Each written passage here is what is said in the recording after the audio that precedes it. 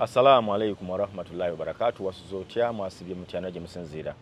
Once again tukomyewo nze Nurdin Ntege ngukulisa yonna gy'otambulidde kansubire ebitambudde bulungi ebitatambudde bulungi byonna tubikwasa Mungu. Kimanye nga bwe wafuna omulundi guli kati tofunye era bibadde bibi ne wali obeddeko bulungi. Tusubire n'onnaddako ojja kuba bulungi. Okay. Nakugamba nti emyezi gino paka January ndoza paka March omwaka ogujja tuli mu kiseera kya kalulu. Accountability gye nakuganje twaggulawo kuba torch mu muntu ono abadde mu parliament kuba torch ogenda kulonda otya osomesebwe tugenda okutuuka mu kalulu aka January February March nga weenenya wekka toyina gwobanja fe twagola ogwaffe ne tukusomesa. Leero nyina muganda wange Jeno Bujirwa sebo Jeno nsanyusa okukulaba. Naye nsanyusa okusanga bwana Nurdin Ntege. Oli bulungi? Katonda akyakuumye. Kamuli ali atya? Kamuli atambula emundu eseka. Abalenzi bagenda abawala ku balenzi bagenda beeyawulamu. Omanyi buli muntu asobola okujja nyala kubeera MP. Nyala kubeera MP. Tugana yisaamuko eggaali tulabe. Yimirirako wali? Yitamu tulabe. Olambula ku bataka tulabe. Oli awubamu emyezi egi ng'alaba tekigenda nadde e Kampala. Nemufulumya nadde baloba nadda ku mulimu gwe. Kati bangi abakongose. Nakulaba wina we wali awo nsonga zaali ndoza za bwaki abazinga n'olweta yawe 15. N'ogamba bannaye parliament gye tugenda y'abasajja bagezi. Y'abasajja basobola bintu bino. Babinywera n'obagamba nze ku ground mmanyikiddwa ebintu mbikole Kamuli buli omu ammanyi. Ate ne Kampala bammanyi n'ensi yonna. Ekirala ebintu mbitaputa wano ne mbitaputa e Kampala. Naye muyina abantu wano abeefudde abaagala okwesimbawo nga ne mu kwesimbawo kwabwe azze lwa kinyumu. Mbadde ntambula n'engwa ku mukulu Ssemujjuŋŋanda agenze PFF finally ekakasizza ereeta ababaka nga bayita mu kibiina kyayo officially. Naye bw'abadde ayogerako eri abawagizi abamuwerekeddeko bino ebigambo byayogedde nga agamba nti ekizibu ekiri mu Uganda Museveni muntu muzibu nnyo wa mululu nnyo naye kisinga okumenya abantu parliament baweerezaayo bawagizi ng'agamba abalonzi mwe muvunaanyizibwako okutereza parliament abalonzi mwe muvunaanyizibwako okukyusa eggwanga lino. Bwe mma mwagala eggwanga lino likyukire mu parliament kuba yeesalawo almost buli kintu mu ggwanga bwe kinaatambula. Omuntu gw'oweereza asaanidde n'atuwa n'ebitundu ebikola ababaka bye tulina. Ababaka tuli mu 5 mu mmeka? 27. 527. Ku ye agamba ku 527 ababaka nga 409 mu 7 baliyo nga bawagizi. Kamukuwemu wano omuwulire. Muwulidde? Njagala noono akawulire. Omulabye akawulire.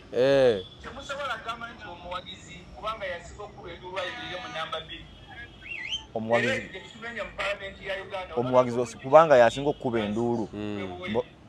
Akuba nnyo yitamu 2. Okuba oli muleekaanyi. Ebitundu abantu 40 be batambuza parliament.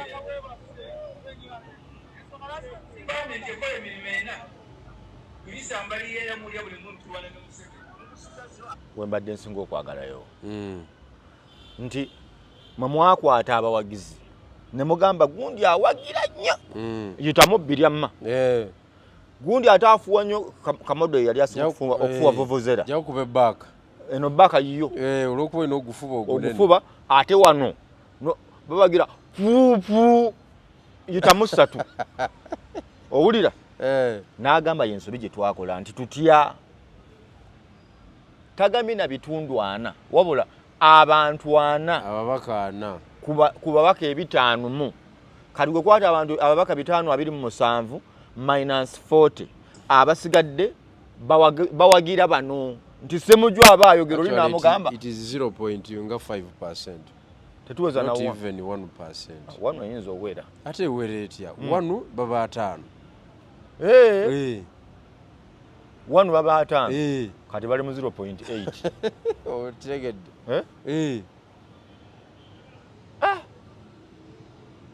Toto ya babaka eri 529. 1% baba 5 mwogo mu kubala okwangu. Kaakati Ssemujju Nganda yeyagaliza bweyagaliza ayogera mazima gwenga Jeno Bijirwa ate naawe yeyagaliza ogenda mu Parliament woba ontandikirira. Ssemujju Nganda onalevo njagala okumwebaza yanyambi okujjayo ensonga eyo. Maze ebbanga nga ntuuyana n'ensonga efaanana na bw'eti ekamuli. Ng'oluusi abantu tebakitegeera. Tetusobola kuddira bubaka bwa Parliament ne tubakwasa abantu abatali ba Parliament. Obubaka bwa Parliament bulina okwasibwa omuntu ng'amanyi Parliament kyeki n'obuvunaanyizibwa bwagenzeeko. Akutemeretemedde n'agamba emirimu giri ena. Okiwulidde? Okuyisa budget, okugobera sente zigenze mu maaso, okukola amateeka n'okusikurininga abakozi ba gavumenti. Appropriation. I mean scrutiny. Kakati abantu baffe abalonzi baagwa ekyo ne bakamala bukamazi. Abalonzi okumanya omuntu amanya emirimu gya Parliament bukyali buzibu. Okumanya omuntu asaanidde okusindika mu Parliament n'abalonda tebamumanyi. Ndina akavidiyo wano nange nga njogera naku 2 emabega nga nsisinkanye n'omubaka wa Kamuli municipality eyampangula luli. Yani yakuwangula luli. Waliwo omuwala bamuyita Kayanga Baroda. Abataka ne mbagamba nti financial year 2024-2025 2025-2026 ezebbiri. Okay? Parliament yakakola ku bills 36. Bills 36. Era ze zino wamanga. Bills 36. Zibuulira omulabi w'ekamuli. Omulonzi yenna owe Uganda woli. Bills kyeki. Bill kyekiteeso ekireetebwa mu Parliament ne kifuuka etteeka nga kiyisiddwa ku nsonga ey'enjawulo. Bills kyekiteeso ekiba kinaatera okufuuka etteeka nga Parliament yekiteesezza ababaka ne bakiteesaako ne bakiyisa nekigenda mu executive. Kiba kyavuddeyo mu executive gye kisookera ebiseera ebisinga nekidda mu Parliament nekiddayo wa president n'agamba eryo teeka. Kati biiru eno bw'eva mu biiru kasita ayiwako nefuuka act nelifuuka etteeka. Kati kyotegeeza nti biiru kiwabadde onnyonnyola abantu bo nti emirimu gy'omubaka ng'omubaka okukola amateeka naye jjukira amateeka ago buli biiru ebeetambula wali mu Parliament gw'omubaka kikwakatako okwapudetinga abataka nti abaayo muli awo naye gavumenti lino etteeka likola ki lino lijja mugamba tukikole tutya endowooza yammwe eriki nababuuzizza nti biiru zizino 36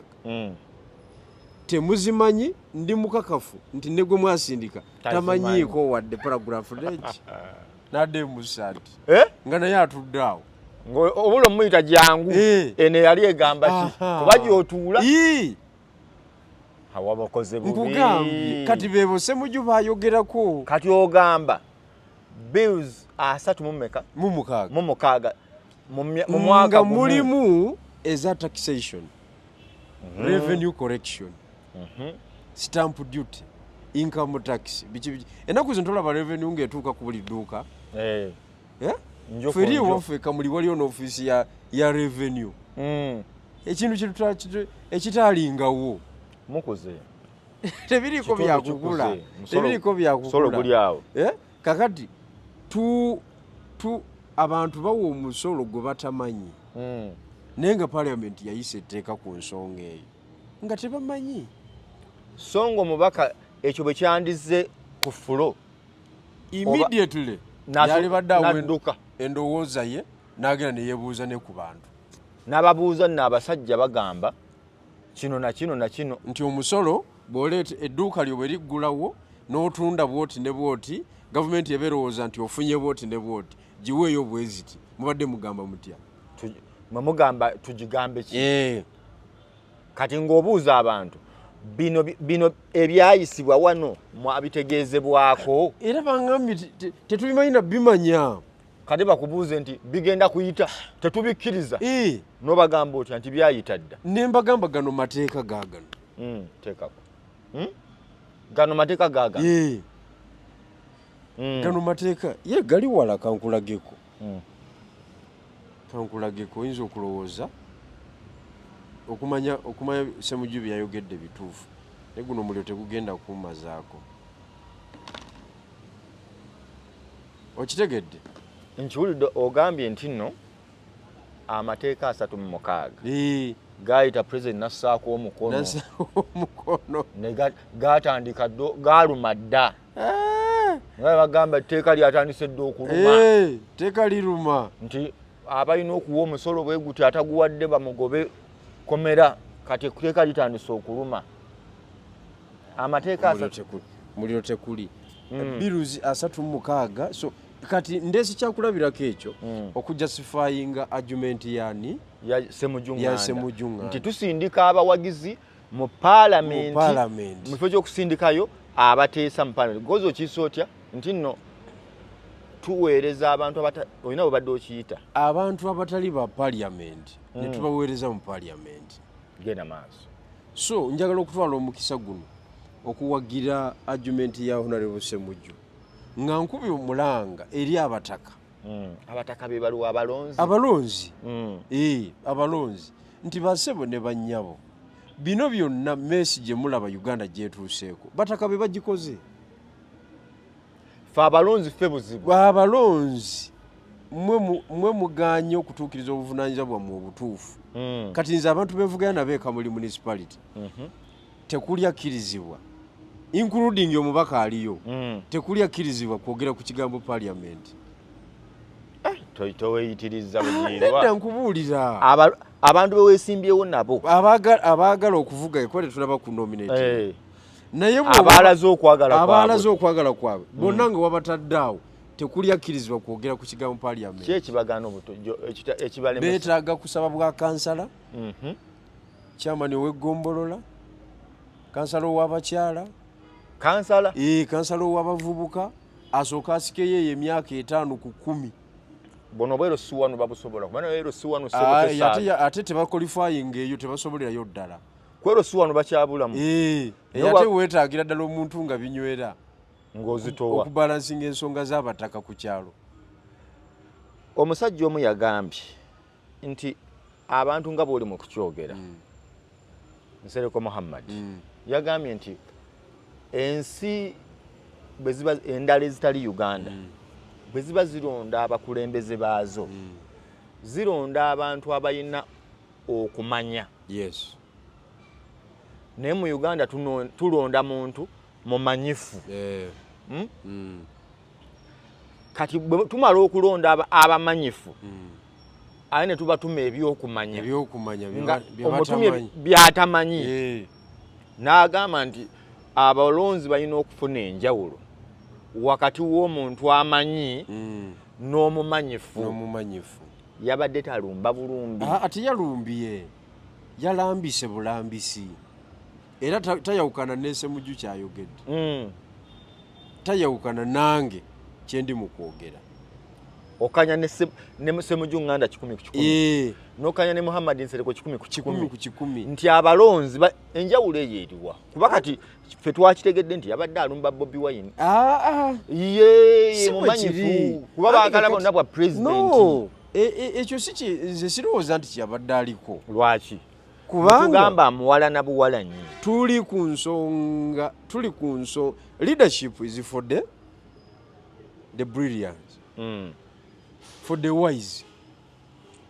Obukulembeze bwa muntu amanyi tutegeera ddi nti omanyi yengeri gy'okwatamu ensonga. Okitegedde goza Museveni talina ntalo mu kibiina yakafulumya bameka. Museveni talina ntalo mu kibiina ekyenaalemu yakafulumya bameka nga babatwala mbirimbiri nga wabasanga abalangira lwakwata omuzindalo batandikirako nga bakola emivuyo mu kibiina ki. Katugaye nti bakola emivuyo omuyina n'omu n'abaali bamwesimbyeko nabo atambuza nabo abava ne bagala tumwesimbyeko nti Tumukunda agamba jja kutwala era waali ali anywa munuupu tosobola n'ogamba nti ngenda kwesima ku Kyagulanyi. Nkugambye tosobola kusigala ng'onywa ng'olya. Kati ya leadership gy'adaayogerako eyo nti oba tobimanyi oba oli mu personal issues ate politics siwa ensonga teziri personal ziri public. Kuba togenda gimalawo abaana byabufuzi babeerawo ne bagenda kati to personalizing nsonga neki neemu bobo tebazirekawo. Amini ye yali alowooza Uganda tasobola girekawo wali bonna kyovola baziyita public affairs. Kati fe abasoma public administration bino ebintu tuba tubimanyi kyovola tuba banjawulo nga twogera ebintu byaffe. Okitegedde gwe bw'ova eri wasoma engineering sijui muwa yalinga masanyalaze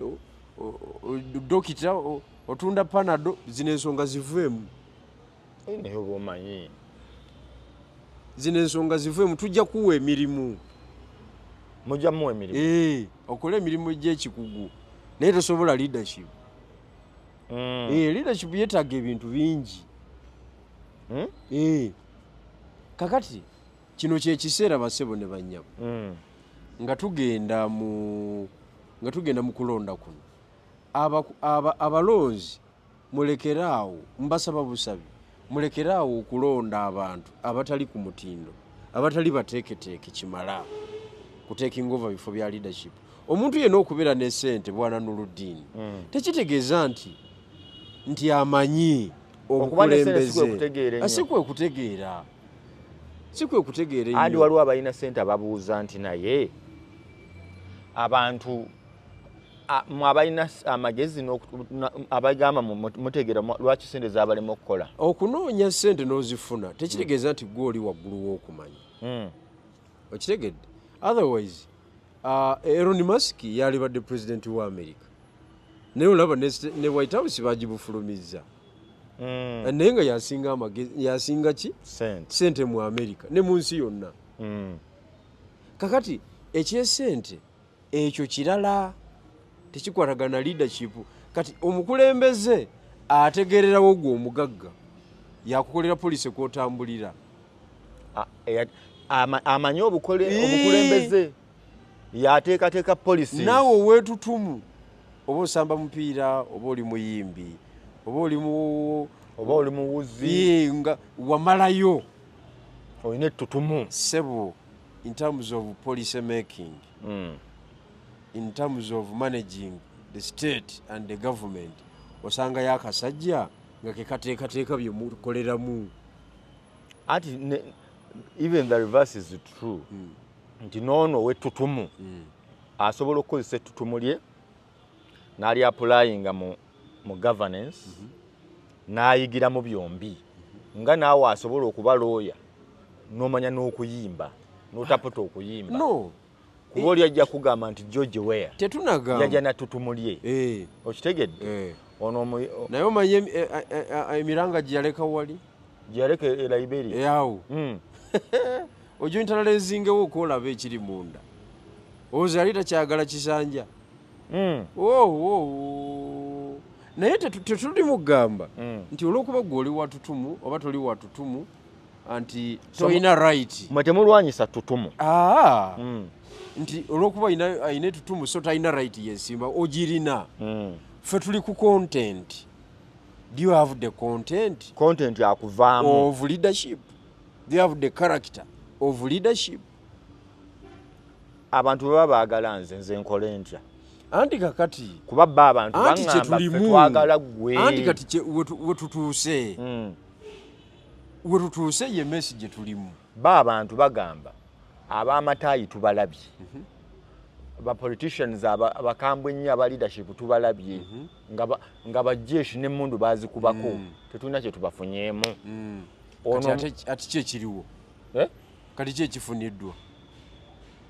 ono omwana anyeenyamukko nekikola ki jjajja n'agenda anti omwaka guno omwaka wano tugenda kukola tusuula bwe tuprotestinga otya tusuula bwe tuprotestinga waliwo ekipyawo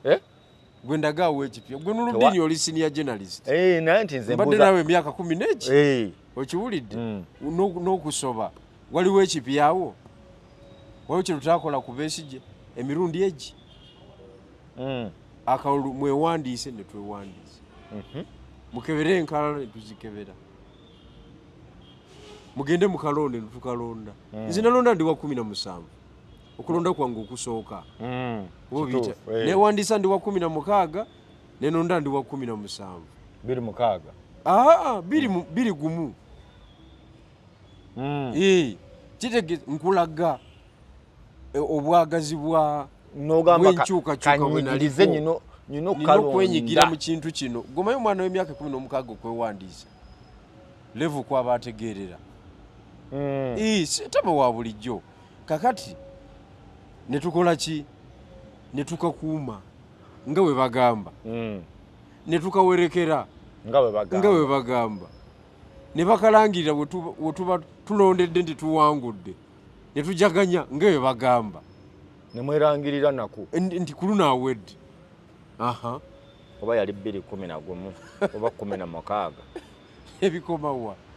mukulu yali yerangirire nono yerangirire kati oyo Katemba ffe tumukoze ffe ebbanga ddene sikyasobola kumuddamu kati tumuleke obudde tebuliiwo strategy ffe gye twaleeta yesinga amakulu eriwa eya regional political empowerment nga tugamba nga Eastern Revolutionary Platform nti tuba Museveni tunaamukwata entegetege buli muntu akwate waakola ki wasobola okunyweza waalina comparative advantage tuleme kusigala nga tusaatuuka busaatuusi mugisha muntu nove okubeera aleeka muli okubeera aleeganga wotalina na makulu mugisha muntu kwata nkole sub-region kunga ogifate kunga tunoonyeza abeesimbawo tunoonyeza abanoonya obululu tunoonyeze buli muntu abali capable mwankole wokka gwe togenda walala ku kibiina kyo okitegedde ekya anti Kabuleta gwe tukwatire Bunyolo tukukwasiza abanyolo abo bonna n'abatoolo genda okungewo okitegedde oli mwana wa ku kyalo genda okungewo tukwagaza abaneesimbawo ku bwemupi abaneesimbawo ku bwa 5 nero ku gavumenti yonna ku kibiina kyo okitegedde Mwakyoli FDC West Nile FDC Teso FDC Erigoni FDC mukungaawo mudira amaanyi gammwe Nandala Mafaabi Powa Kapsifungaro Gilbert Olanya mugata amaanyi gammwe awo mukungaawo wokka ewala temuliyo munywezaawo omusajja kubeeno baasengukayo eno mu Central baasengukayo eno Central tugikwase Kyagulanyi Central Kyagulanyi kikube Central ereeta ababaka 10 mwaba kakati tukikube minus Masaka Greater Masaka girekere Empuuga kubaka dina yafuuse force tukyamuze mabega gama Mpuuga nywezaawo tosukka Masaka Greater Masaka district mukaaga kusanvu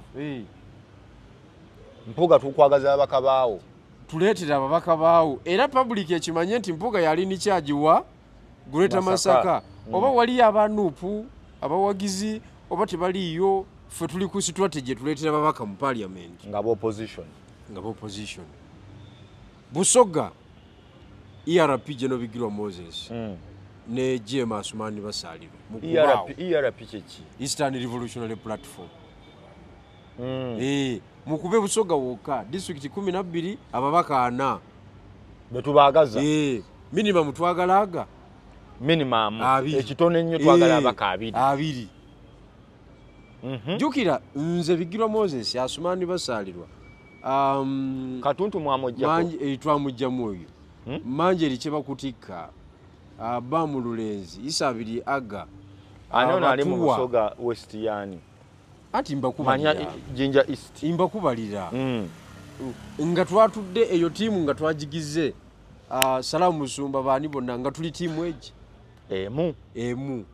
nga tuwogera olulimi ne mufungiza ne tugamba nti kisooka twagala ba candidates ku baka bwa parliament tubanoonye embera gye tuteeke Busoga ewaliriza babadde bazanyira mu NRM nga balina obusobozi okujja eno bano babatubye fulaga biki okujja eno kuba neno timu babagira bamu amaanyi mpulira kakati constituency gye walifunyemu akalenzirenzi akatalina makulu akasobola n'okudduka ne nomination fee constituency n'obanga okoze eki n'obanga ogifuniddemu omuntu ow'embavu omubaka atali ayagala kuba mubaka omubaka yennyini kakati ne ku chairman 5 bwotyo ne wansi kati mwene enteekateeka ogamba otudde ne Salamu Musumba olwo ffe batukwasiza Busoga timu mutudde ne mugatukkaanyiza nga opposition owefudisi wano yalinawo amaanyi ngeza bugeza sigamba nti nawe fudisi tuyinza ogamba nti Busoga tututemu formula ki tutekemu ekibiina ekyamu kubanga Busoga nayo yeetaaga eddoboozi ly'ebyobufuzi yeetaaga identity ffe kyekyatutandikisa Eastern Revolutionary Platform kugane Busoga ebeeko ne political identity nti abo nga bwe tugamba nti UPC balango era bw'otuuka wali ssebo olina kufunga nomanya nti UPC wano oba tuyogera lulimi lwa UPC tolinawo business nga Buganda kati bagamba nti nuupu kuba kati wano tokyawayanga tuli sibya kati anti tugisindike mu Banyankole wali omwana waabwe wava Mugisha muntu afusumuliraawo officers be wali Mbarara City ffe tuli ba anti ajja kufuna ababaka 8 ku 10 naye ng'alidde kuki alidde ku NRM gyatoddeko ababaka gyatoddeko ne ERP eya General Bigirwa n'abasoga baawo naye tugigaye tujagaza ekitono nnyo ababaka 2 kuba Busoga kumpi nnyo ne Kampala mutegeera mangu kitegeeza enya ne mama muliddeko ababaka 2 kituufu gwe tusuuzizaaga 2 Central wano omusajja ayongere kunyweza ku babaka 10 aleeteko 7 ku 8 kubaka 10 aleeteko 7 ku 8 kubanga waliwo kaguleta Masaka kali ketumusazeeko tukalekezedde Mpuuga ne Bwanika Mpuuga tukugamba kakolidde konna kaleete tolekaayo muntu n'omu nti Mpuuga tukutumya ababaka 25 okuva wali okitegedde Kyagulanyi tukutumya ababaka 8 pati ya Buganda esigadde Kyagulanyi mumutumye 8 bonna baleete tolina kyotugamba kati ekyo tukikomunicating bamafaabi tubasabe mafaabi bw'omukwasa Eastern eyo yikasuke paka tololo ababaka 7 mu aba abaleeta ono alina 10 oli aleese 7 gwotuwadde 2 UPC erese 25 wali mulango kuba amanyi gatadde wali wokka Kabuleta aleese 10 ku 15 okuva ebunyonyi anti naye aleeseyo 8 ku 10 oli mwebi mu bisatu kati yaawo osobola okwogera ku kujjako gavumenti ng'oleeta ebisatu olina abalwanyi wali awakolebwa amateeka we bayita people's representation, people's voice weetuukira awo oba osobola okwogera nti gavumenti kulo tugikola ki era bwe tugenda mu kalulu ne tuvaayo nga tulina numbers mu parliament bwetyo okyasobola okugamba nti Mwai Museveni togenda kwerayiza twakuwangudde bwetuba twakukubye ku babaka gwani yakuwadde twakuwangudde mu babaka nga naye bwakitubuuza kati nga naye bwakitubuuza kuba agamba nti kuba nyina yani gwentera okubuuza nti ogamba Kyagulanyi bamubba nga talina babaka ataweza na kikumi ataweza nkaaga ng'ogamba oyalya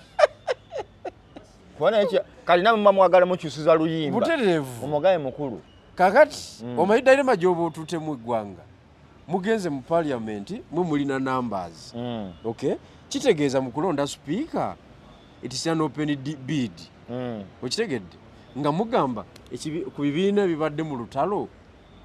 ekitali NRM kiriwo ekisinza okuleeta ababaka abangi nti nuupu oleese bameka 8 leeta candidate ku speaker ani akuddiridde TFDC aleese 5 leeta deputy bonna jjukira bakalulu wali PFF olwo PFF tumuwaddewa anti PFF wawali Dr. Besigye wava mu Bakiga omugasse ku anti kwata abanyankole anti wankole ono abakiga bawera sebe yokolidde erimu ababaka nga 3 erimu ababaka nga 3 yokolidde kato anyway eyabakiga okwata abakiga ne FDC ogigatta ne PFF nononya buli omu ayinawo amaanyi kakati ogenda okujja mu parliament sebo ng'oyogera power ng'oyina wosinziira ng'oyogera power Kenya bwetyo bwe yeenunula era mbalenda kubuuza kino kyakola Kenya tekisoboka ate kati oyagala kuwakana ki akalulu ka 207 lwaki Kenya eri olwaleero bagenda mu kalulu ako bagenda okuvaayo nga Raila asinza Kibaki ababaka President agenda okumaliriza okulunda kugenda okugwa kuti kutaala 2 nga Raila Odinga ababaka babe nga mugamba nkukubya akalulu laba nkukubya ababaka kaloloza abantu balonze babaka bangenze ne batampa biki byonyumya Kibaki yalairira kutaala asooka afuna executive status kwanza yes presidential status aliokalwane n'ebiddako neguseka bamaliriza abantu 1500 nga bagudde neguseka omwoto kakati omubajja constitution kubanga balina numbers mu parliament ne bakola constitution enafuya president abo Odinga kubanga speaker yali waabwe balina ne prime minister balina prime minister balina speaker kuganga omusawe bamunyigira ddala mu buyinza bamufunye mu gavumenti mwebali toyina kwegamba bino General Museveni byatukola wano bwava mu kalulu obuyinza bwona lyaba nabwo bwati wano parliament yiye yamanya ani gwawaabwe yeye president gw'omugamba twakusinze kutya mwansinze mutya toweza na 10 ky'ababaka ne bwe mbanze bigirwa Moses nga nzaaliko tondeetera sitole nti wansinze akalulu n'ababaka bina nti wanzibye ate kati mba nakubbye ntya natandise nti kyogamba tebamubba Bobi Wine anti kakati tutandikira kubalira ku ebyo bye biteekawo ne fight abantu bagamba Jambi yekaabe Jambi tesobola kaaba ng'olina ababakaaga ku bitaano kati ate regional political empowerment yekuyamba niwo oba oyagala kwekalakaasa nti tukkanyiza ne munnaffe owa Buganda kyagamba bugambi nti bannaaye nti ye omusajja tumukubiye mu babaka nti ye kitegeeza twamuwangudde tetumukkiriza kulayira Busoga mugukume ng'abantu basobola okukuma ab'Ebusoga nga bali sure nti komandi weeri ababigirwa niwe bankwata ajja kumanya nti nakwatiddwa naye omwana yekalakasize eyiganga ng'amuduumira ali Makerere Kavule yenywera caayi tekisoboka amawulire gamutuukako oluvannyuma lw'ebbanga weeks 3 tekisoboka tewaliyo lutalo lubeera bwe lutyo luli mu Uganda wokka olw'ekijega bwe lutyo naye omwana weiganga bw'amanya nti komanda we amuli kumpi nti General Bigirwa ffe ye komanda waffe yatuuse eddoboozi lyaffe ate wali ku senta seba ejambi yagijjayo n'agiyisa ku kolansi bw'ati temusala naga akaguseke temusala gavumenti we batyo bazikwata kati kyogamba President Museveni ebbanga lyagenda okumala nga yasinga ababaka mu Parliament tajja kuvaako aba awangudde tajja kuvaako ekyo mukisa kiriwo akaddiye ekyomukisa ekiriwo kyekyokka akaddiye olwo tuba nti tuze kunakyo fakita kusabirira naye nga bino byoga nti maanyi gaffe n'amagezi gaffe temubaamu kusabirira singa Katonda atuyamba Museveni n'afuna accident ebyo tobibala awo tewandibaddewo kulwana singa amawanga tegalwanagifuna ddi accident amusabira bw'onoogifuna bw'omusooka gw'otambula obubi ye atambula bulungi mukubo temubaamu gwayisinganya naye yagenda yekka bw'ati aneetomeranga agenda okitegedde kakati ffe tetuli ku eyo page kati olaba strategy yange nti yanjawulo okuya protest vote njiwulira nze nkuwadde details zaayo naye olowooza ogitunze kyenkana ki ngitunze kakati obuzibu bwe nasanga nabusanga nali simanyi nti jjajja yatusensera n'atumalayo ekintu kyonna ekiri serious ekitwala jjajja abasooka okuloopa ba opposition ekintu kyonna ekiri serious ekitwala jjajja nga kinyiga Museveni abasooka okuloopa nga muli eno mulimu kityo esaate n'ebbali abasooka okuloopa opposition jjajja asula nakyo kati ekikyo kyaba kitya bakuloopa batya anti kati bano bo kye baakola bagamba tukime tukikoppe tukikozese naye tetukiwa legitimacy baani abo opposition kati banandala bali mu mbaalo mu beefulukuta bamobilizing under regional political empowerment bakimanye Kampala tebaliyo ne mu mbaale baga okufa n'omuntu wali eri bafa naawe muteesaawo wona bakutta ekitegedde wano mu Buganda Nankanyi wamuwulira Mwanga Kivumbi ng'akugamba twagala 10 ky'ababaka wano eyo regional political empowerment kakati ensonga bajja adoptinga in an informal way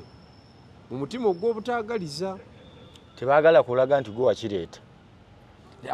nti Bigirwa ajja twewaanirako yeyasobola okusiguukulula omusajja yaloota eddagala n'ekikolo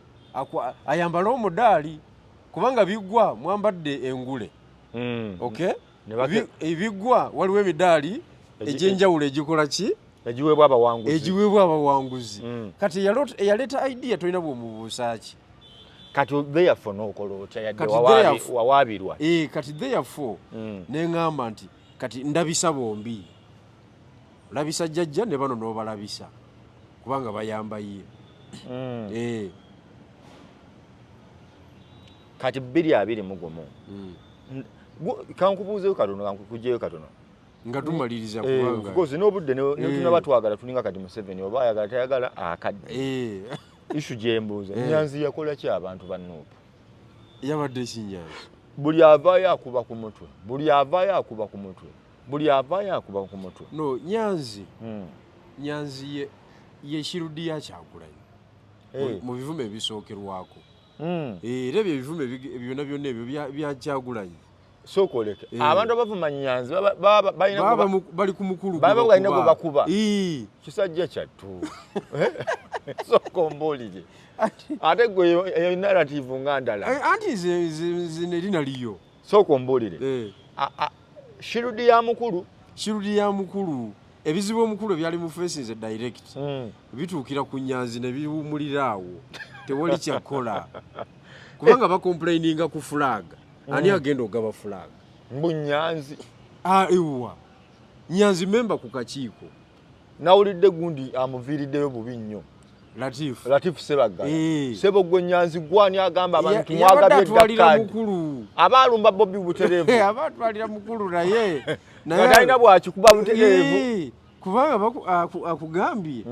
disputinga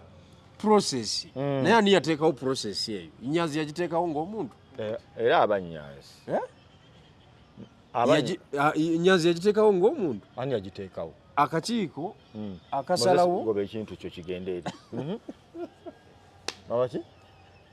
akakiiko akasalawo kaliko Kyagulanyi kaliko Rubongoya kaliko Katana Nubianili ne Nyanzi ne maama abantu 6 maama yani maama weri muka Kyagulanyi abantu 6 kati Nyanzi yeka yaliko ongambye akakiiko kaliko Nyanzi kya akagaba flaga y'obwemupi obwa meya n'obwa chairman 5 Oweekitiibwa Kyagulanyi ye chairman Sekuitare Rubongoya Katana muwanika era byamateeka Nubian yabeera ku ye musajja wa musajja wabeera tomubuuza chairman Nyanzi chairman Nyanzi nga musajja mukulu ate muganda wooli project ate family teyinza giwaayo yonna tetuyinza balekera kintu kyonna mu kitwale deni ne maama bantu 6 kale bano bonna bwe kuba kulonda bajja ekintu bakibaamu babeera balibo abaliwo abo bootemye Katana eyo ye tiimu egaba fulaga naye batugamba bakuyita wali anti kakati bakuyita wali bijirwa n'owaayo empapula zo ulira baddaayo